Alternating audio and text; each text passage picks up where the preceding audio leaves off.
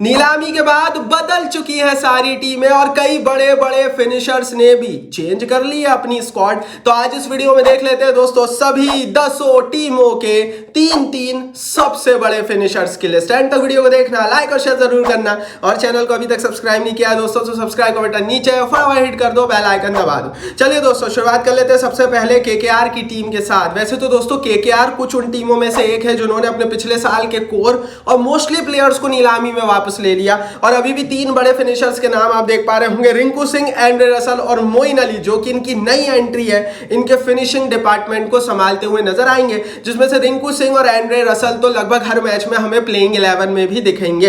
हाँ, मोइन अली कितने मैच में प्लेइंग 11 में दिखते हैं ये तो समय बताएगा, लेकिन आज की डेट में क्योंकि वेंकटेश अय्यर और सुनील नरीन को अपर ऑर्डर संभालना है, अगर हम वो 5, 6, 7 पोजीशन की बात करें तो यहाँ पर रिंकू सिंह, रसल और मोइन अली ही रहेंगे। जिसमें दोस्तों रिंकू का जो स्ट्राइक रेट है 143 का है, रसल का 174 का है और मोइन अली का 141 का है। अच्छा, जब भी हम फिनिशर्स की बात करते हैं तो उनके बैटिंग स्ट्राइक रेट को हम जरूर देखते हैं, क्योंकि फिनिशर्स का काम होता है तेज रन बनाना और स्ट्राइक रेट जितना ज्यादा होगा उससे हमें पता लगेगा कि ये प्लेयर कितनी तेजी से रन बनाता है। अब जैसे रसल का स्ट्राइक रेट 174 का है, मतलब अगर रसल 100 गेंदें खेलते हैं तो 174 रन मार देते हैं, मतलब बहुत तेजी से रन बनाते हैं। सो दैट्स व्हाई हमने स्ट्राइक रेट का इन तीनों फिनिशर्स जो इनके टॉप 3 फिनिशर्स है, इनका ओवरऑल कंबाइंड जो स्ट्राइक रेट है वो 152 का निकल कर आया है, जो कि बहुत तगड़ा होता है। इनका फिनिशिंग लाइनअप बहुत विस्फोटक है, 152 का कंबाइंड स्ट्राइक रेट, मतलब भैया ये तीन अगर उतर गए तो ताबड़तोड़ तबाही मचा देंगे। बाकी आप बताओ इनमें से आपका फेवरेट कौन है, नीचे कमेंट बॉक्स में लिखकर आगे बढ़ते हैं। केकेआर के बाद हैदराबाद की टीम की बात कर लेते हैं। देखो यार, पिछले साल तक जहां फिनिशिंग के मामले में अपर ऑर्डर ही इनका मेन काम कर रहा था, इस बार एक नया फिनिशिंग सेटअप इन्होंने बनाया।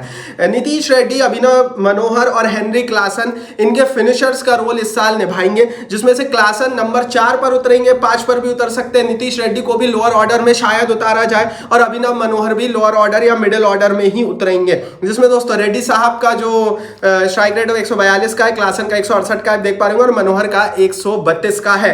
तो कुल मिलाकर हैदराबाद के इन फिनिशर्स का कंबाइंड स्ट्राइक रेट जो टॉप 3 है इनके, वो 147 का आता है। ये भी बहुत विस्फोटक है, केकेआर से थोड़ा सा कम, लेकिन हाँ, क्योंकि इनके पास अपर ऑर्डर इतना तगड़ा है, इनके पास अपर ऑर्डर में अभिषेक शर्मा, इनके पास अपर ऑर्डर में ट्रेविस हेड है, जिनका दोनों का स्ट्राइक रेट अपर ऑर्डर से ही तगड़ा है। तो ओवरऑल हैदराबाद की बल्लेबाजी बहुत ज्यादा विस्फोटक है, फिनिशर्स भी विस्फोटक है। 147 का कंबाइंड स्ट्राइक रेट कम नहीं होता, केकेआर से थोड़ा सा कम है। फिर बोल रहा हूं ये सब कागजी बात है, कागज पर स्ट्राइक रेट लिखना और मैदान में जाकर उस तरह का प्रदर्शन हर साल उसी तरह से उस दिन कर देना, ये थोड़ा सा अलग पिक्चर रहती है। बाकी आप बताओ हैदराबाद में आपके हिसाब से सबसे बेस्ट फिनिशर का रोल कौन निभाएगा, इन तीनों में से अपनी राय कमेंट बॉक्स में लिखो। हैदराबाद के फैन हो, लाइक नहीं किया तो कर देना।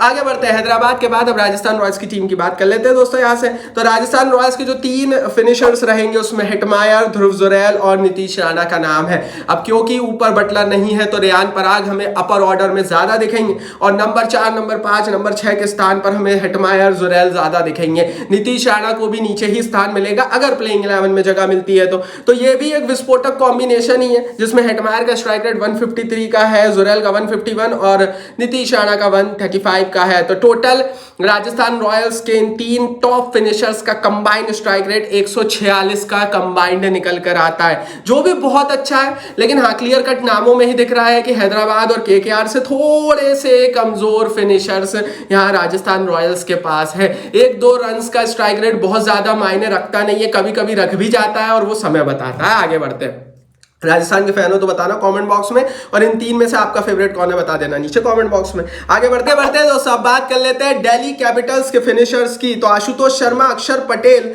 और टी स्टब्स इनके दोस्तों जो है फिनिशर्स का रोल निभाते हुए नजर आएंगे। अब यहाँ पर दोस्तों क्लियर कट नजर आ रहा है कि कागज पर ये लोग थोड़े से कमजोर दिख रहे होंगे, वो इसलिए क्योंकि आशुतोष शर्मा और टी स्टब्स के पास बहुत ज्यादा अनुभव नहीं है IPL मैचों में खेलने का।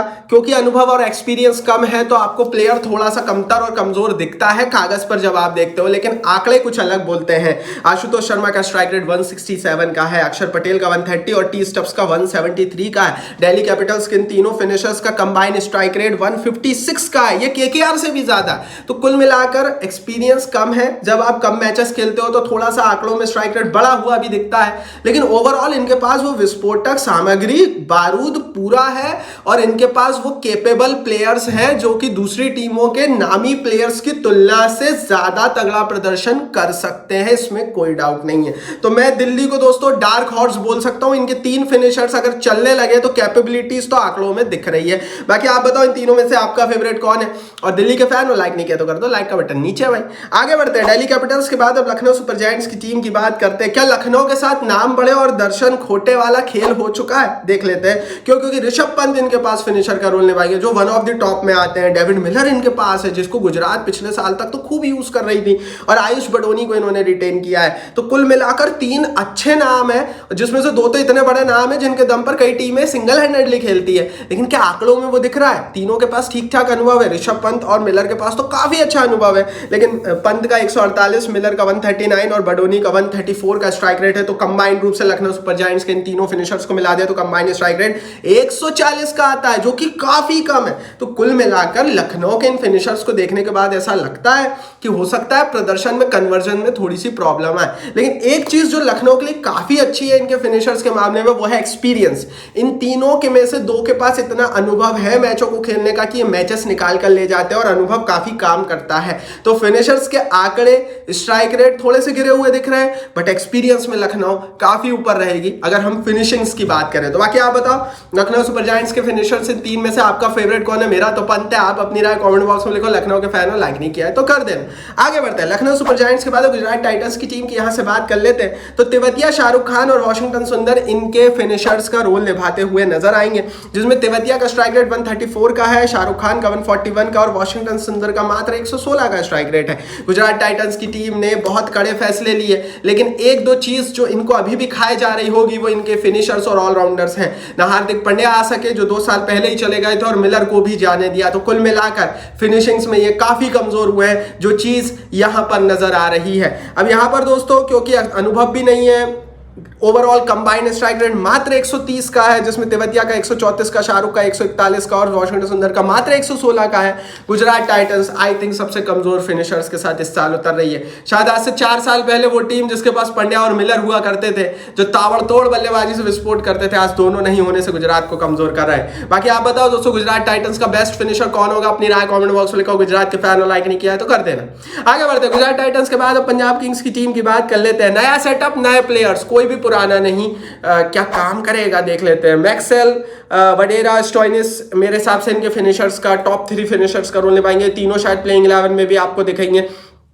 थोड़ी सी बिखरी हुई टीम में इसलिए ये लगती है क्योंकि मैक्सवेल ने एक बयान दिया था कि पंजाब में जब वो खेलते थे तो उनका सबसे बुरे दिन थे, लेकिन फिर भी पंजाब ने लिया। शायद रिकी पॉन्टिंग ने भरोसा दिलाया होगा।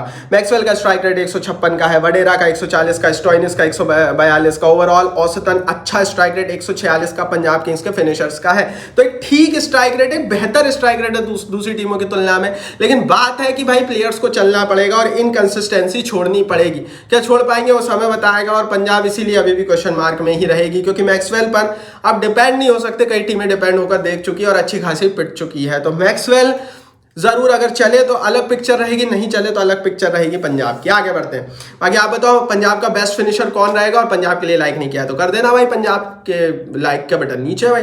आगे बढ़ लेते हैं, मुंबई इंडियंस की टीम की दोस्तों यहां से बात कर लेते हैं। तो पंड्या, तिलक वर्मा और नमन धीर इनके फिनिशर्स का रोल निभाते हुए नजर आएंगे। रॉबिन मिन्स भी इनके पास ऑप्शन है, तो लोकल अनकैप्ड ऑप्शन यहाँ पर 1-2 रहेंगे, जैसे नमन धीर। तिलक वर्मा शायद वो नंबर 4 की पोजीशन पर उतरे, क्योंकि ऊपर से ऑलरेडी काफी ट्रैफिक है। ऑलरेडी यहाँ पर रोहित शर्मा है, ऑलरेडी वहां पर सूर्या यादव है, शायद विल जैक्स भी हो। तो मेरे हिसाब से तिलक वर्मा और पंड्या पर ही इनकी गाड़ी अटकेगी। अब पंड्या का स्ट्राइक रेट 145 का है, इसलिए इन्हें डेंजर कहा जाता है क्योंकि अनुभव भी बहुत है।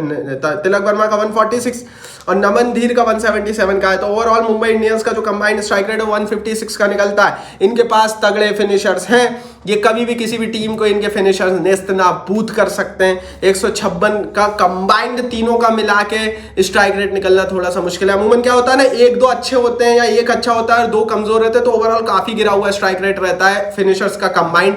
लेकिन यहाँ पर तीनों ही तगड़े। आगे बढ़ते हैं, 9वीं बड़ी टीम है दोस्तों यहाँ पर, माफ कीजिए, रॉयल चैलेंजर्स बेंगलोर की team Jitesh Sharma, Tim David, Krunal Pandya, तीनों डिफरेंट। पिछले साल ये तीनों नहीं थे और ये तीनों खिलाड़ी रॉयल चैलेंजर्स बेंगलोर के फिनिशर का रोल निभाते हुए नजर आएंगे, जिसमें से मेरे हिसाब से बहुत स्मार्टली इन्होंने प्लेयर्स को पिक किया। कृणाल पंड्या हो सकता है एक बहुत कंट्रोवर्शियल डिसीजन हो, प्रदर्शन नहीं आया तो सवाल भी उठेंगे, लेकिन जीतेश शर्मा फ्यूचर सुपरस्टार को देखते हुए एक विकेट कीपर का ऑप्शन। टिम डेविड बहुत चले थे पिछले साल, जीतेश का स्ट्राइक रेट 151 का है, टिम डेविड का 170 का है और कृणाल पंड्या का 132 का है। तो आरसीबी के तीनों फिनिशर्स का कंबाइंड स्ट्राइक रेट 151 का निकलता है, जो कि काफी बेहतर है। तो जैसा कि मैंने कहा, वो जो केकेआर जिस लीग में आती है, जो एमआई जिस तरह के फिनिशर रखती है, आरसीबी ने खरीदी बड़े प्लेयर्स की नहीं की, लेकिन अब दिख रहा है कि ये तीन फिनिशर्स के आंकड़े तो उसी लेवल के जा रहे हैं। 151 का कंबाइंड फिनिशर्स का स्ट्राइक रेट। यहां पर पिछले साल इनको सबसे ज्यादा प्रॉब्लम हुई थी, क्योंकि ना कोई चल रहा था, ना कोई इस तरह का प्लेयर था। इस बार वो पूरी होती हुई कागज पर तो दिख रही है। बाकी आपके हिसाब से आरसीबी का बेस्ट फिनिशर कौन होगा, कमेंट बॉक्स में बताओ, और आरसीबी के फैन लाइक नहीं किया तो कर देना। आगे बढ़ते हैं दोस्तों, फाइनली अब चेन्नई सुपर किंग्स की टीम की बात कर लेते हैं। तो भाई देखो, यहाँ पर शिवम दुबे, रविंद्र जडेजा और महेंद्र सिंह धोनी, ये तीन प्लेयर्स इनके फिनिशर का रोल निभाते हुए नजर आएंगे। और जो पिछले साल का सेटअप था वही रहेगा, जिसमें पिछले साल हमने एकदम से शिवम दुबे को बहुत तगड़े तरीके से चलते हुए देखा, इसलिए उनका स्ट्राइक रेट 146 का है, जड्डू का 129 और महेंद्र सिंह धोनी का 137 का है। तो overall combined strike rate Chennai super Kings का 137 का निकलता है। फिनिशिंग के मामले में चेन्नई का इतना कम स्ट्राइक रेट क्यों है, ये भी समझ लीजिए। महेंद्र सिंह धोनी शायद आईपीएल के one of the most experience खिलाड़ियों में से एक है। तो उन्होंने कई बरसातें आईपीएल में देखी हैं, कई सुबह, कई शाम, कई समर्स, कई विंटर्स आईपीएल के निकाल दिए। कभी बहुत अच्छा पैच आया, कभी बहुत बुरा पैच आया। जब आप इतने एक्सपीरियंस हो जाते हो ना, तो थोड़ा सा है ना, आंकड़े कमजोर दिखते हैं, आंकड़े उतने मजबूत नहीं दिख पाते। इसलिए स्ट्राइक रेट धोनी का 137 का निकल रहा है। लेकिन धोनी जिस दिन फॉर्म में होता है, हमें पता है कि किस किस की बैंड बजती है, दूर दूर तक सबकी बैंड बजाते हैं। तो जाहिर है कि वो, क्योंकि जड्डू के पास भी उतना ही एक्सपीरियंस है, एक्सपीरियंस ज्यादा होने के कारण आंकड़े थोड़े से कम दिख रहे हैं। बट मैं चेन्नई को काफी हाई रेट करता हूं फिनिशर्स के मामले में, आंकड़े कुछ भी हो। तो ये थे भैया 10 टीम और इन सबके फिनिशर्स। कमेंट बॉक्स में बताओ इनमें से बेस्ट फिनिशर्स किस टीम के पास है और कौन है, अपनी राय नीचे कमेंट बॉक्स में लिखो। इस वीडियो को लाइक और शेयर करो, और चैनल को सब्सक्राइब नहीं किया तो सब्सक्राइब बटन नीचे हिट कर दो, बेल आइकन दबा दो।